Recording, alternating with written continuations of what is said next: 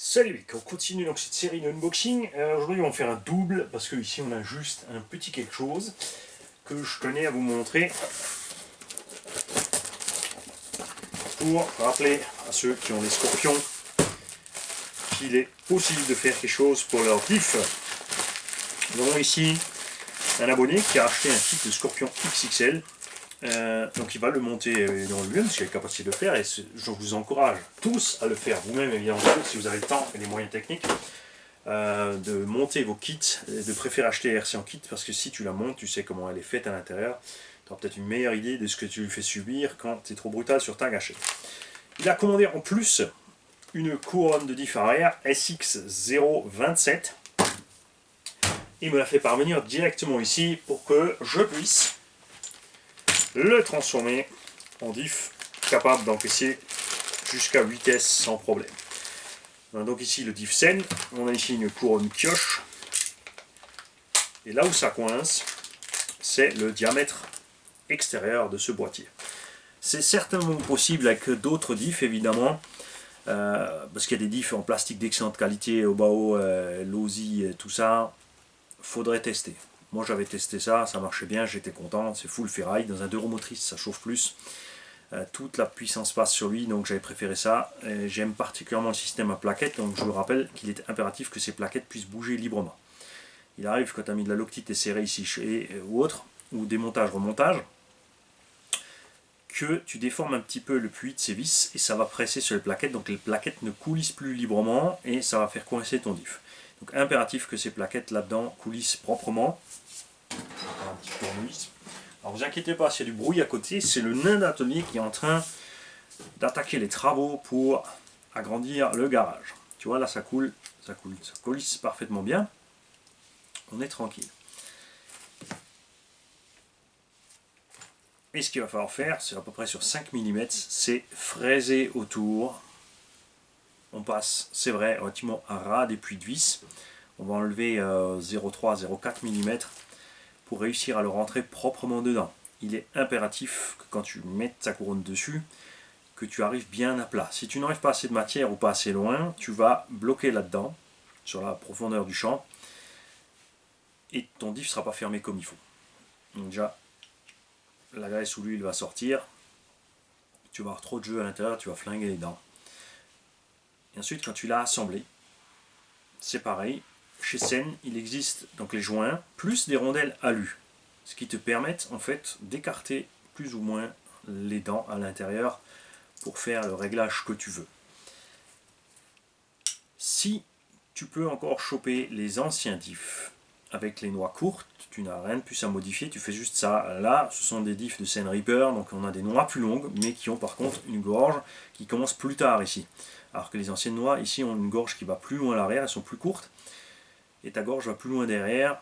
Et si tu mets ça comme ça sur ton Scorpion XXL, ton axe de cardan ici au fond va taper dessus en pleine compression ou pleine ouverture de la suspension, détente de la suspension, ouverture.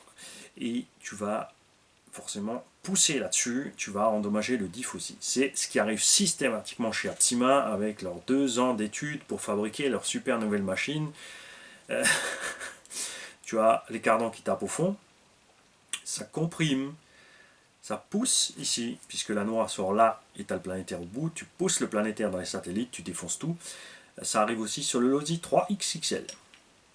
Depuis le Losi XXL, en fait ça arrive sur cet engin, ils n'ont jamais rien fait contre.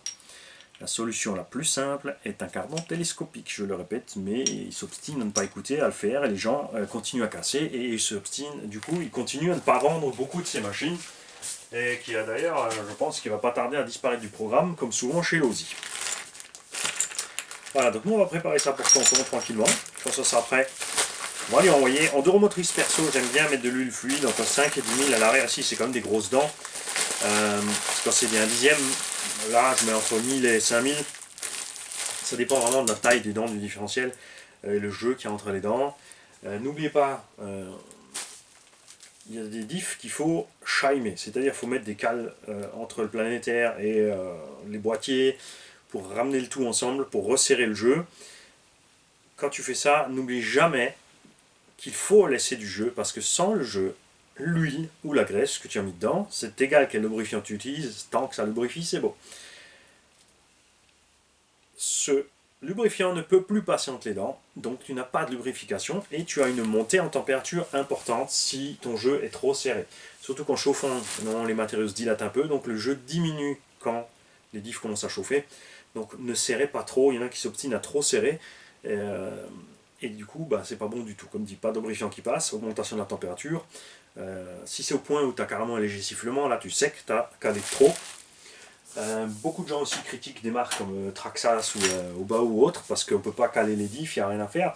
Mais parce qu'il n'y a pas besoin. Je n'ai jamais calé de diff de X-Max et ils n'ont jamais lâché pour autant. Sur Obao c'est pareil, j'ai jamais dû mettre de rondelles de calage sur une Obao pour amener mon diff à droite à gauche pour qu'il soit contre mon pignon d'attaque. Et ni à l'intérieur du diff pour caler mes jeux. Ça fonctionne très bien, il n'y a pas de souci. Parce qu'ils sont points sur les moulages tout simplement.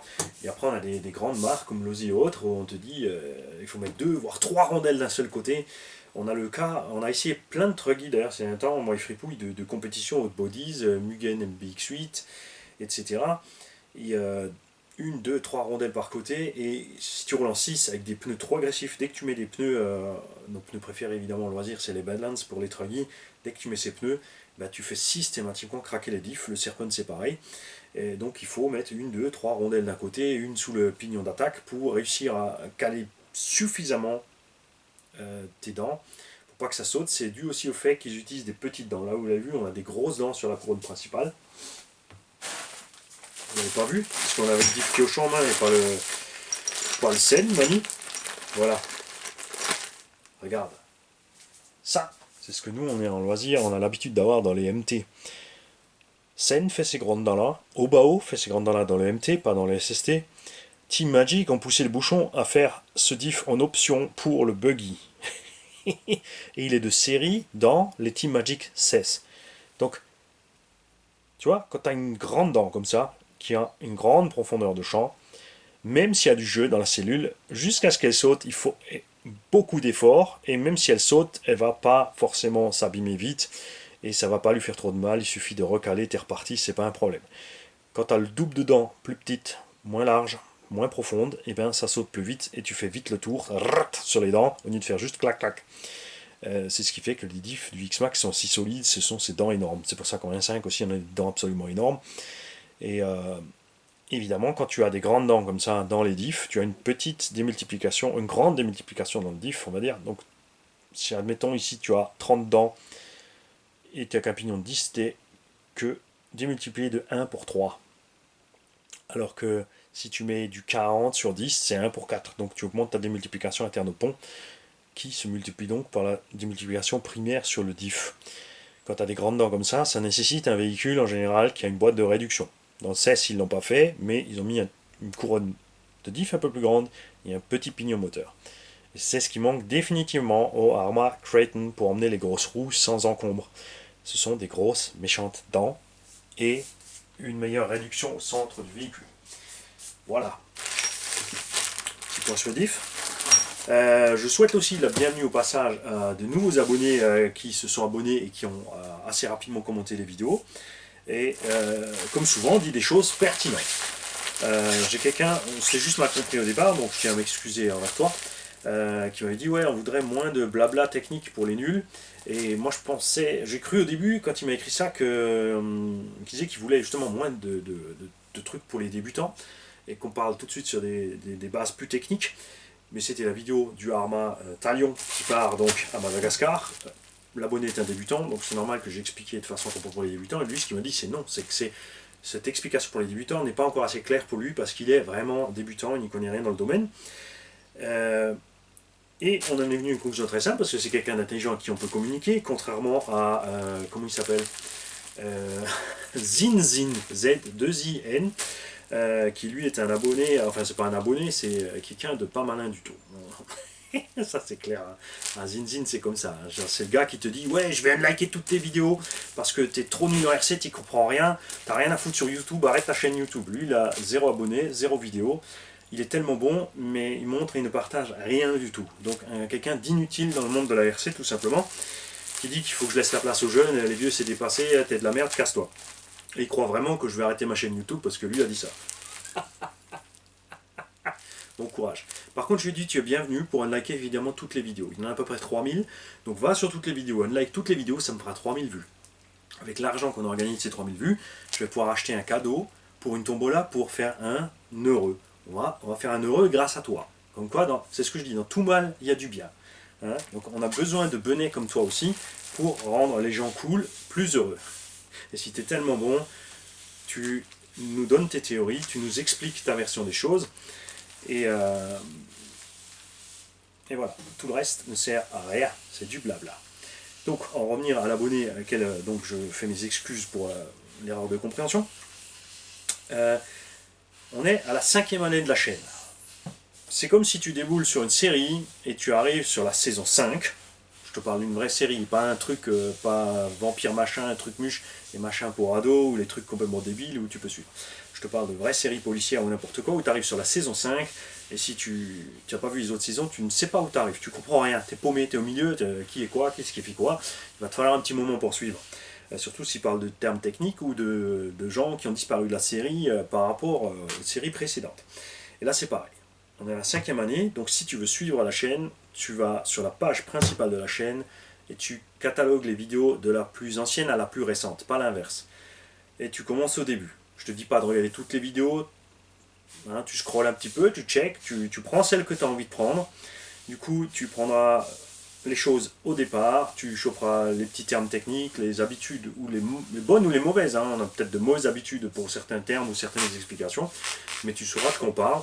Et surtout si tu es nouveau sur la chaîne et que tu n'y connais rien RC, tu vas sur le coin du débutant et le coin du dépanneur. Ce sont deux playlists dédiées à ça, donc là tu auras toutes les bases pour comprendre plus facilement ce qui se passe après. Ensuite, tu n'hésites surtout pas à poser des questions dans les commentaires, c'est ce qu'a fait cet abonné.